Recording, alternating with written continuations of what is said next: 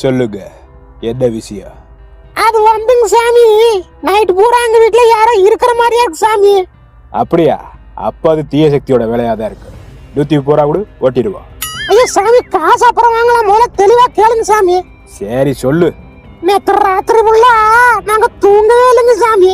சரி, அப்ப பகல்ல தூங்கு. ஏண்டி என்னடி இவன்? ஆமா சத்து இருங்கோ, நான் பேசி பார்க்குறேன். சாமி, நேற்று நைட்டு ஃபுல்லாக ஏதோ அமானுஷியமாக எங்கள் வீட்டில் இருக்க மாதிரியே ஃபீல் ஆச்சு சாமி.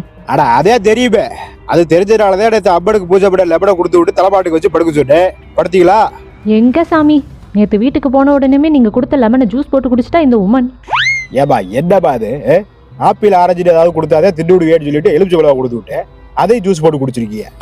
ரொம்ப தாகமா இருந்துச்சுங்க சாமி, அதான் ஜூஸ் போட்டு குடிச்சு போட்டேன். சரி, என்னவோ, இதுக்கு மேல இதை பத்தி இங்க பேச வேண்டாம். வாங்க வீட்டுக்கு போய் பேசுவோம். ஏன் சாமி இங்க பேசக்கூடாதா? ஆனா என்ன மாதிரி புரிஞ்சுக்கிற மாட்டிய? இப்ப இந்த கவர்மெண்ட் ஆஸ்பத்திரியில எல்லாம் சில டாக்டருங்க பேஷண்ட் கிட்ட போயிட்டு இந்த வியாதியை எங்க குணப்படுத்த முடியாது, என் கிளினிக்கு வாங்க குணப்படுத்துறேன் பாருல, அது மாதிரியா. ஓம் சக்தி பராசக்தி. ஐயோ சாமி, வேணாங்க சாமி. பயப்படாதீங்கப்பா, இது அது இல்ல, இது வேற. ஓம் சக்தி பராசக்தி, விடிஞ்சா ஊதுபத்தி, இருட்டுடா கொசுவத்தி.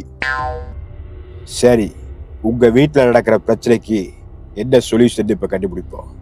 அதுக்கு முன்னாடி இது வரைக்கும் என்ன நடந்துச்சுன்னு கண்டுபிடிச்சு சொல்றேன், கவனிக்க. ஆமா, உங்களுக்கு எத்தனை பிள்ளைங்கன்னு சொன்னீங்க? எனக்கு 2 பசங்க சாமி. சரி, இப்ப சொல்றேன், கரெக்டானு பாருங்க.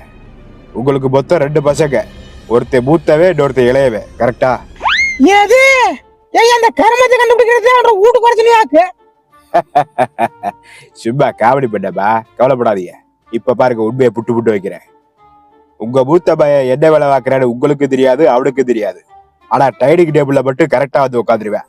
கரெக்டாக சொன்னீங்க சாமி, இந்த தண்டகர்மாந்திரம் திங்கதான் லாய்க்கி. அதே மாதிரி உங்க இளைய பையனுக்கு பிடிச்ச ஆட்ட கிரிக்கெட்டு, பேட் எடுத்தா முதல் பால்லே விக்கெட்டு, கரெக்டா? அட கரெக்ட்டுங்க சாமி. அந்த கிராம் பிடிச்சவனுக்கு ஸ்பின்னே ஆட வராது.